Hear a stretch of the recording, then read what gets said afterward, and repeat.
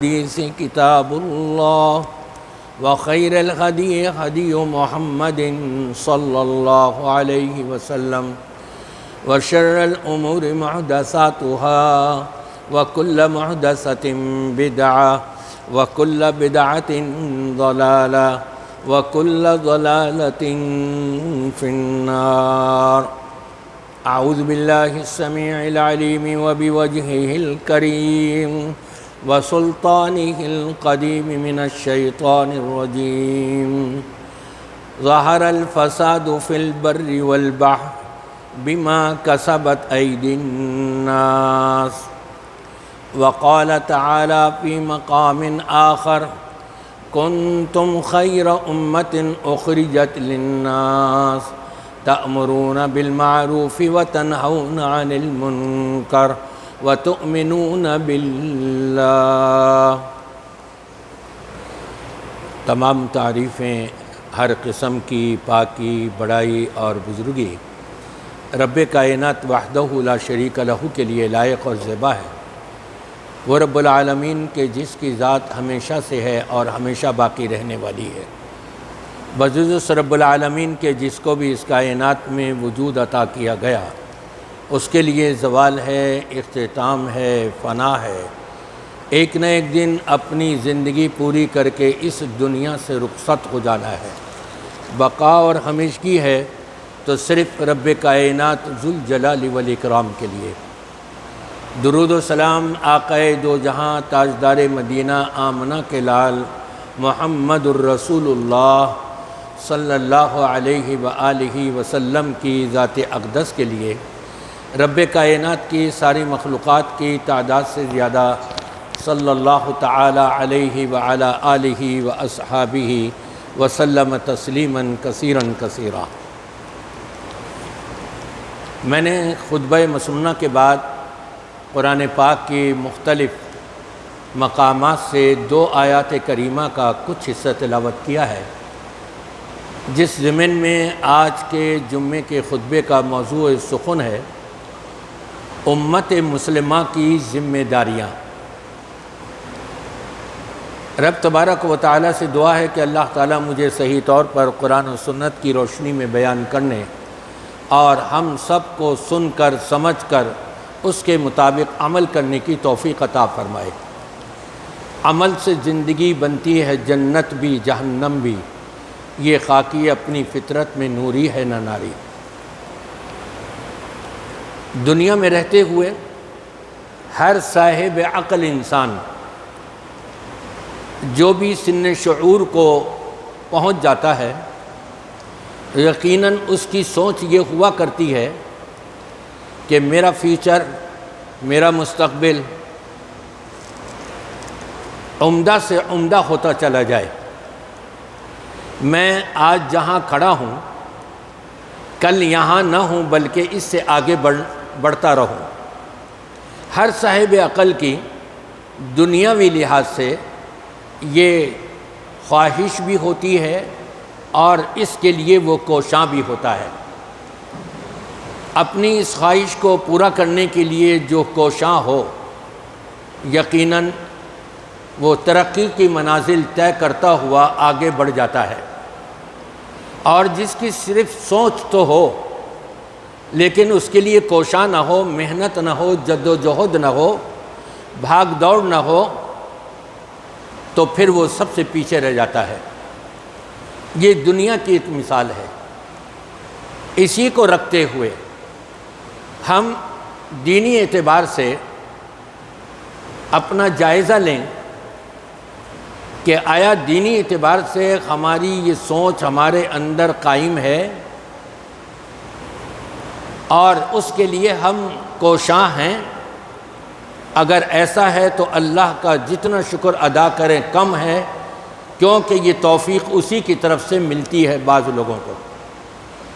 اور اگر ایسا نہیں ہے تو رب تبارک و تعالیٰ نے اپنے کلام پاک میں ارشاد فرمایا: یا ایھا الذین آمنوا اتقوا اللہ.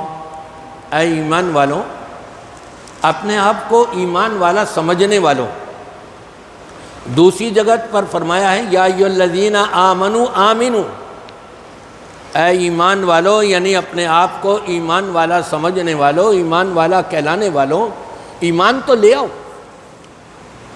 یا ایھا الذین آمنوا ادخلوا فی السلم کافہ، تم نے کلمہ تو پڑھ لیا لا الہ الا اللہ محمد الرسول اللہ، اسلام کے دائرے میں تو داخل ہو گئے ہو، لیکن دائرے میں داخل ہونے کے بعد ابھی تمہارے اندر اسلام مکمل نہیں ہوا، ایمان والی کیفیت نہیں پیدا ہوئی، اس لیے فرمایا کہ ادخلوا فی السلم کافہ، اسلام کے اندر پورے کے پورے داخل ہو جاؤ، اپنی سوچیں، اپنے اعمال، اپنے حرکات، اپنا اٹھنا اور بیٹھنا، اپنا چلنا اور پھرنا، اپنا کھانا اور پینا، اپنی معیشت و معاشرت، اپنی تجارت، اپنا کاروبار، اپنا لین دین، یہ سارا کا سارا تمہارا اسلام کے مطابق اگر بنتا چلا جائے گا تو یقیناً تم کامل مومن ہو، تم اسلام کے اندر پورے داخل ہو چکے ہو۔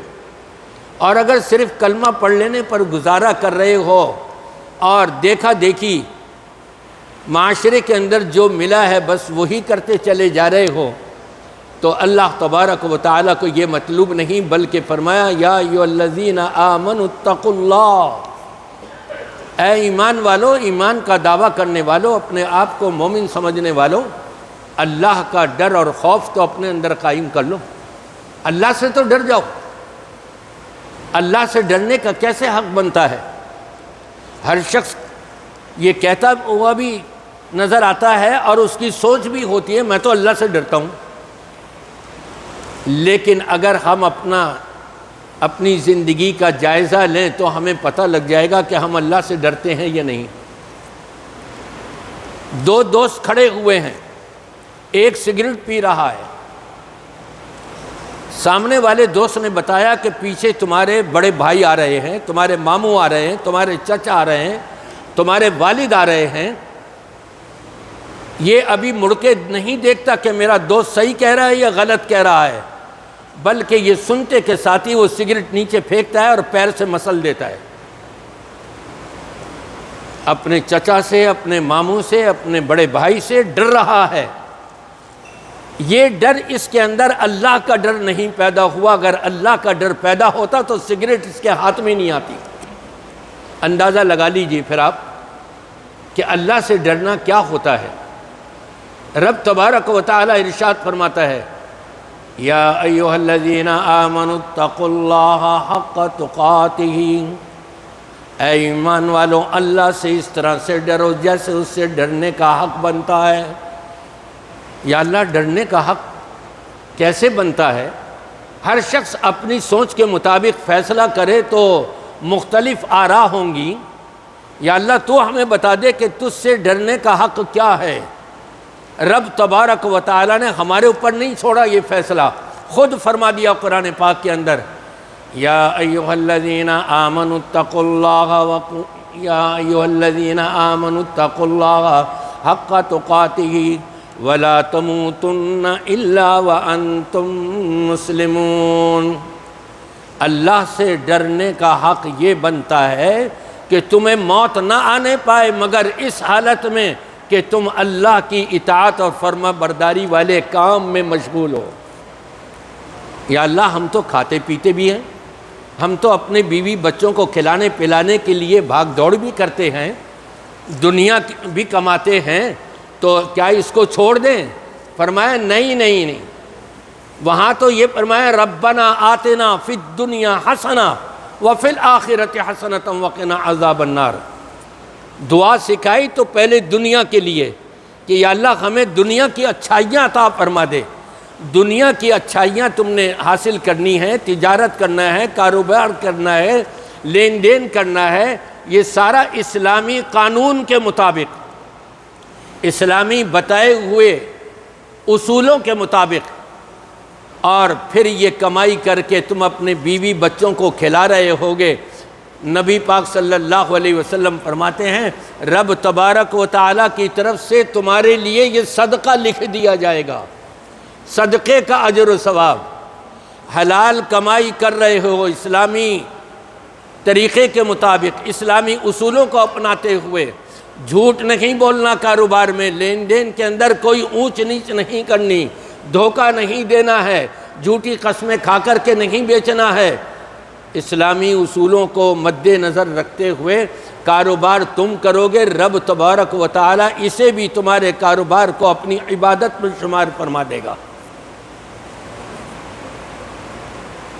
جب رب تبارک و تعالی سے ڈرنے کا حق یہ بنتا ہے کہ وَلَا تَمُوتُنَّ إِلَّا وَأَنْتُمْ مُسْلِمُونَ، تمہیں موت نہ آنے پائے مگر اس حالت میں کہ تم اللہ کی اطاعت اور فرما برداری کے کام کر رہے ہو۔ اس کا اپوزٹ دیکھیں کیا ہے، اللہ کی معصیت اور نافرمانی سے ہر وقت تم بچ رہے ہو۔ یہی ہے اللہ کی اطاعت اور اللہ کی فرما برداری، اور یہی ہے اللہ سے صحیح طور پر ڈرنے کا حق۔ اب آئیے دیکھیں رب تبارک و تعالی آگے کیا ارشاد فرماتا ہے، یا ایھا الذین آمنوا اتقوا اللہ ولتنظر نفس ما قدمت لغد۔ اے مسلمانوں، اے ایمان والوں، ذرا کل کی فکر کر لو، آنے والی کل کی فکر کر لو۔ ہر مسلمان سوچتا ہے ہمیں تو کل کی فکر ہے، ہم نے کیا کھانا ہے، کیا بندوبست کرنا ہے کل کے لیے، ہم تو اس کے لیے تک و دو کر رہے ہیں۔ یہ کل نہیں، کل نہ آئی کبھی اور نہ آئے گی کل، کل تو کیا ایک پل کی بھی خبر نہیں۔ جس کو ہم کل سمجھ رہے ہیں یہ کل نہیں ہے، یہ تو ہم سے چھن جانی ہے، یہ ہمیں اپنی جھلکیاں دکھا کر کے ہم سے رخصت ہو جائے گا، یہ وہ کل نہیں ہے۔ رب تبارک و تعالیٰ کے نزدیک کل کون سی ہے؟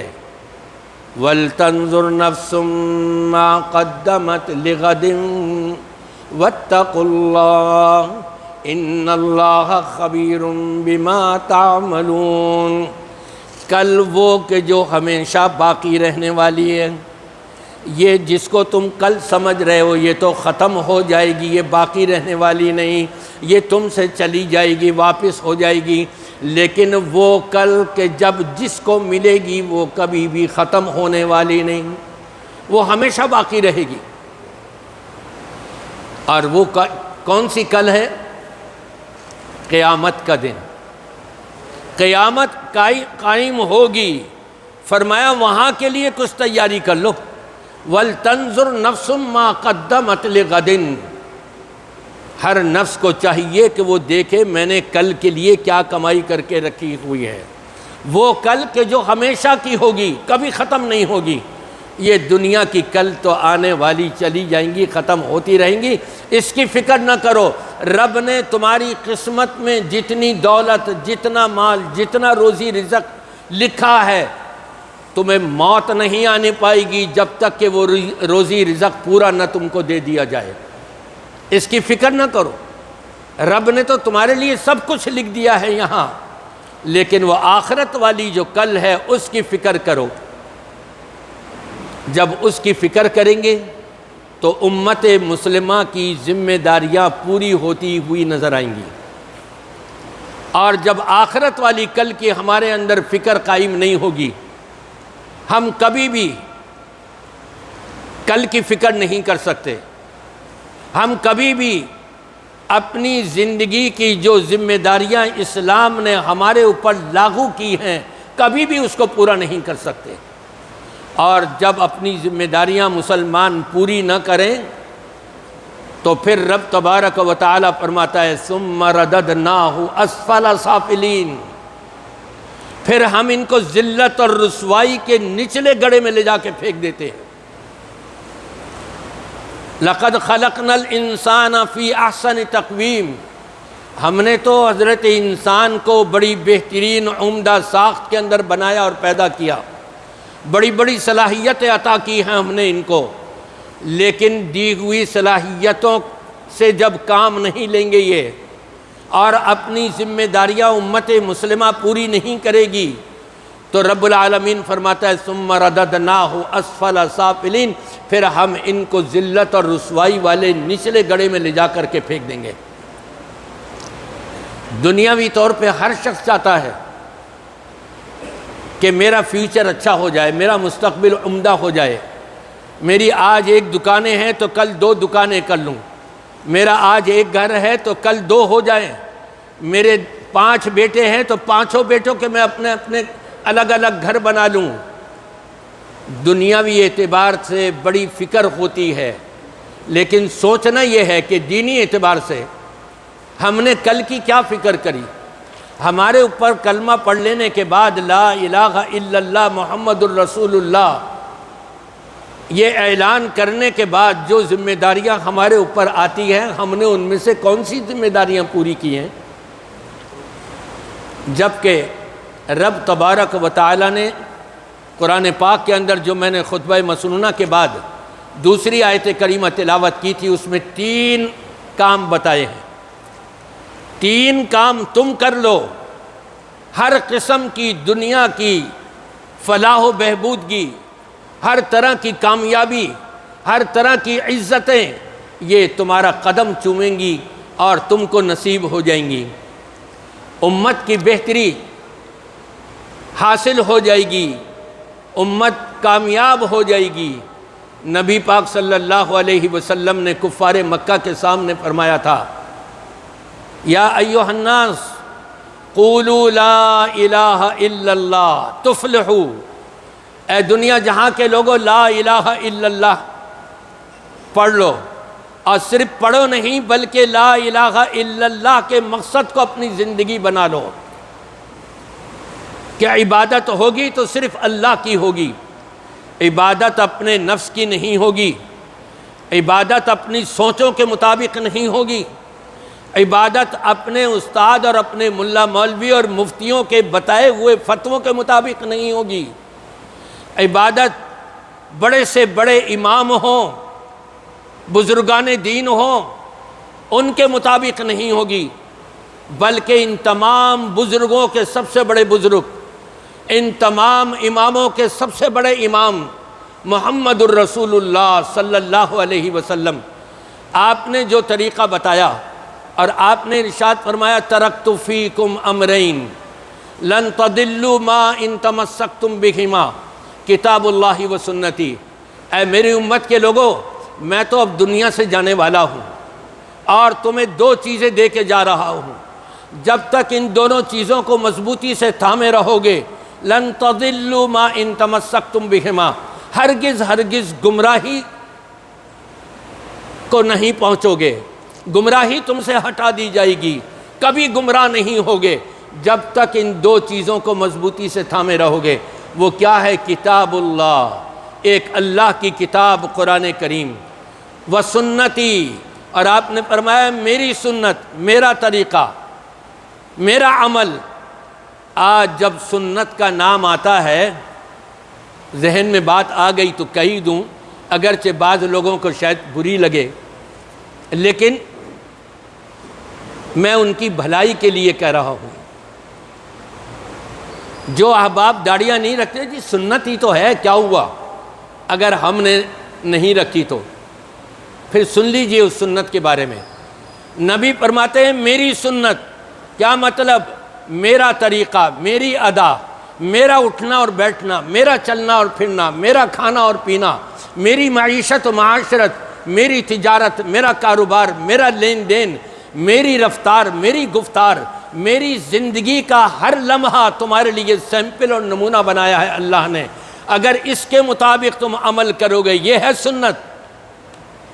اور جب اس کے مطابق عمل ہو رہا ہو تو نبی پاک صلی اللہ علیہ وسلم بشارت دیتے ہیں، من احب سنتی فقد احبنی، جس شخص نے میری سنت کو پسند کیا، میری سنت سے محبت کری، میری سنت کو اپنایا اور اختیار کیا، اس نے گویا کہ مجھ سے سچی محبت کری۔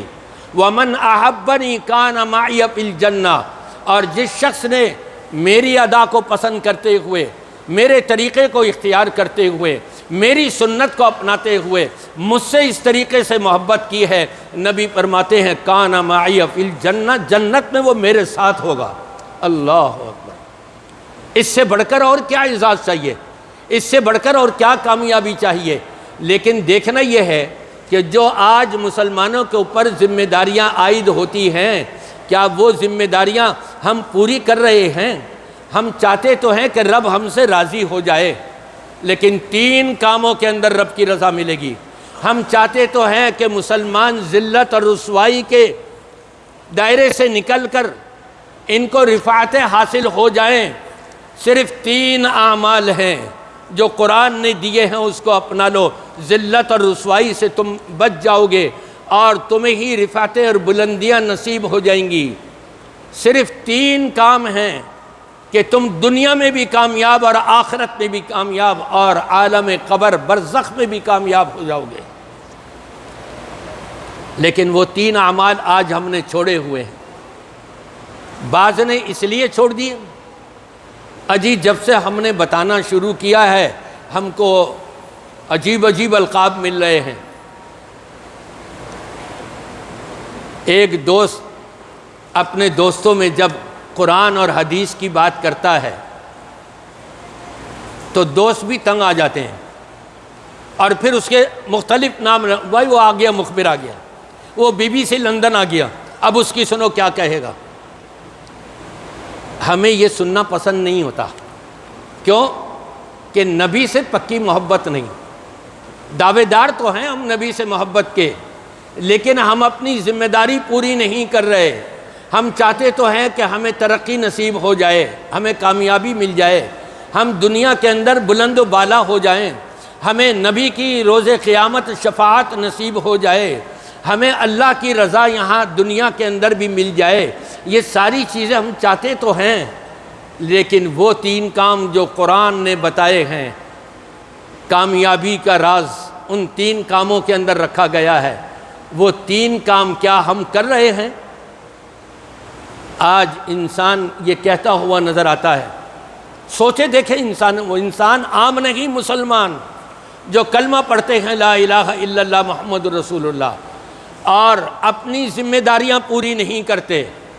اسلام میں جو ان کی ذمہ داریاں لگائی گئی ہیں اس طرف ذرہ برابر بھی توجہ نہیں کرتے، لیکن یہ کہتے ہوئے سنے جاتے ہیں ہم تو نمازیں بھی اللہ کے لیے پڑھتے ہیں، ہم تو روزے بھی اللہ کے لیے رکھتے ہیں، ہم تو صدقات و خیرات بھی اللہ کے لیے نکالتے ہیں، ہم قرآن پاک کی تلاوت کرتے ہیں وہ بھی تو اللہ ہی کے لیے کر رہے ہیں، ہم جو بھی نیکی کر رہے ہیں، تہجد پڑھ رہے ہیں، یہ سارا ہم اللہ ہی کے لیے تو کر رہے ہیں۔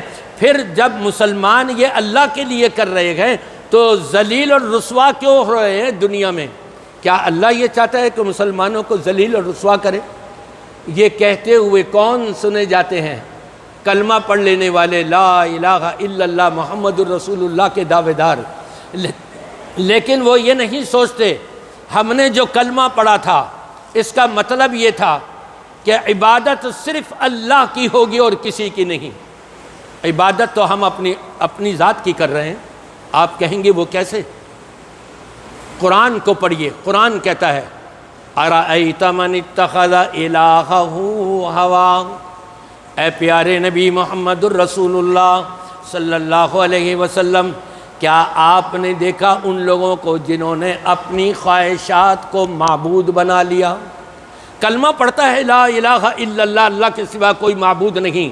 قرآن کہہ رہا ہے آپ نے دیکھا اس شخص کو جس نے اپنی خواہشات کو، اپنے نفس کو معبود بنا لیا ہے۔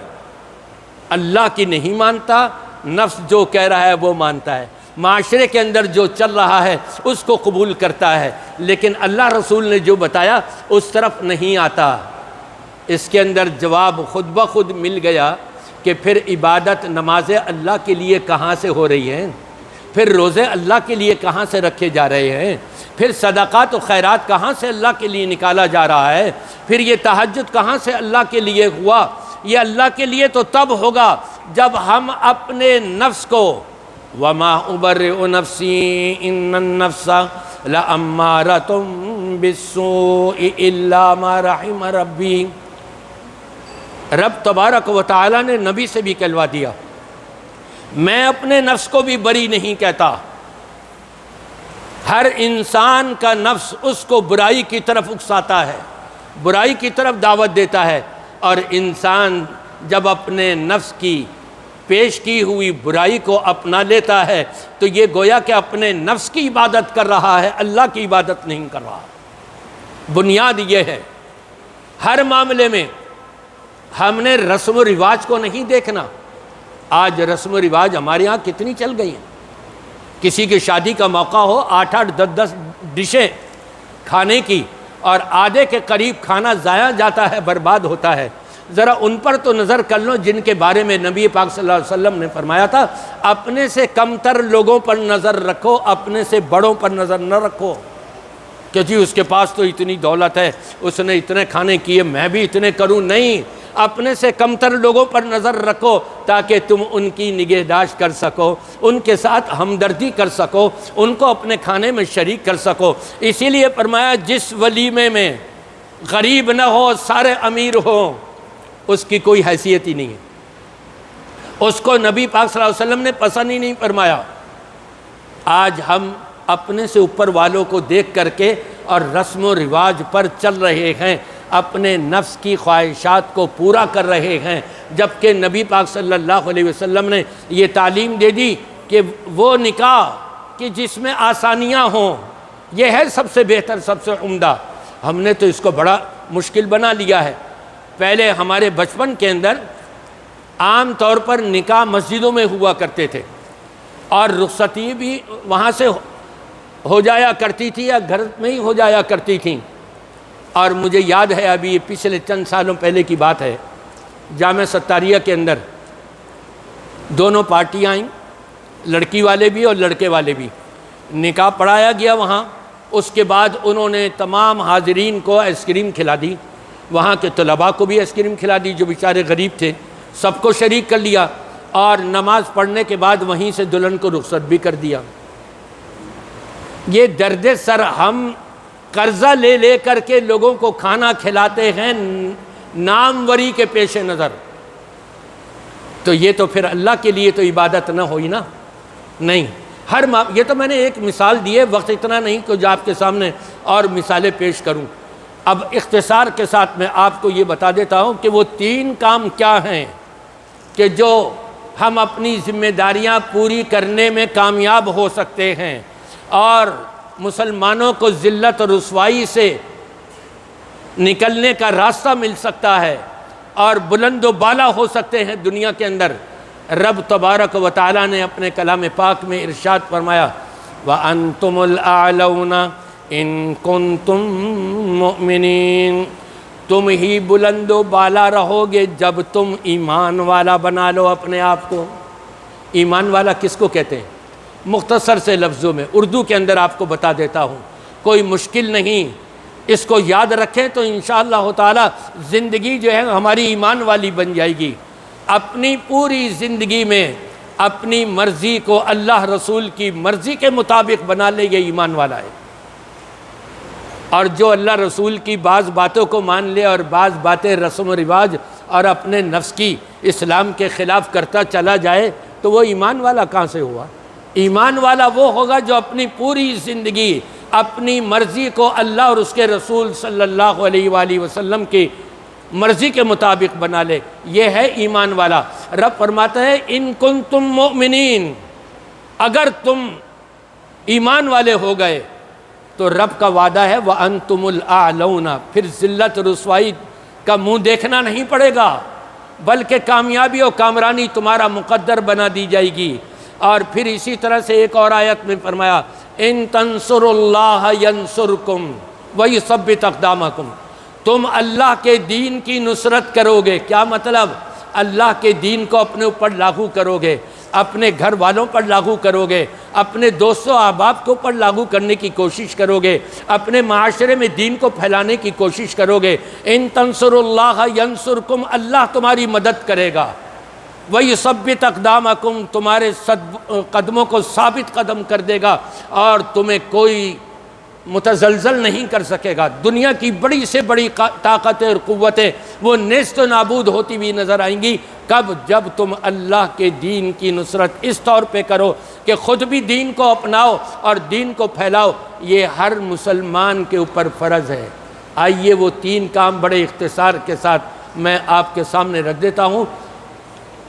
کنتم خیر امت اخرجت للناس تأمرون بالمعروف وتنہون عن المنکر۔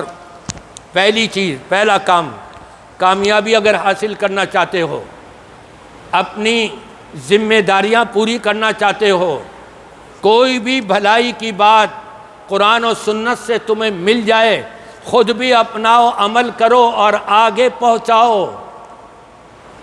نبی پاک صلی اللہ علیہ وسلم نے دعا دی، نضر اللہ امرأ سمع مقالتی فحفظها واداها ووعاها، او کما قال صلی اللہ علیہ وسلم۔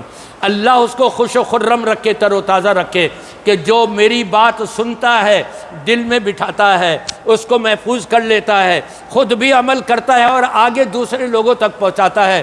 اللہ دنیا میں اس کو خوش و خرم رکھے، آباد رکھے، تر و تازہ رکھے۔ نبی کی دعا لینے والا یہ کام ہم نے کرنا ہے۔ تأمرون بالمعروف وتنہون عن المنکر۔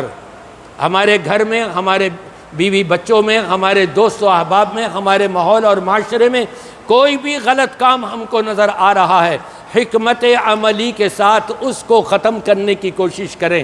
یہ ہر مسلمان کلمہ پڑھ لینے والے کا فرض بنتا ہے۔ یہ صرف ملا مولویوں کا، مفتیوں کا فرض نہیں، ان کا بھی فرض ہے، لیکن ہر مسلمان کا بھی یہ فرض ہے۔ پہلا کام یہ تم کر لو۔ اگر ترقی چاہتے ہو، اپنی ذمہ داریاں پوری کرنا چاہتے ہو، کنتم خیر امت اخرجت للناس تأمرون بالمعروف وتنہون عن المنکر وتؤمنون باللہ۔ بھلائی کا حکم کرنا، برائی سے روکنا، اور تیسرا وتؤمنون باللہ، اللہ پر کامل ایمان رکھنا۔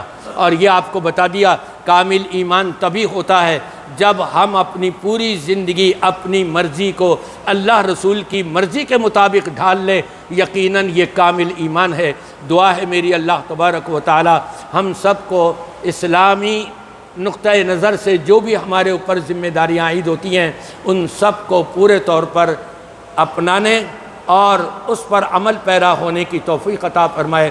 اقول قولی ھذا استغفر اللہ لی ولکم اجمعین واستغفروا انہ هو الغفور الرحیم۔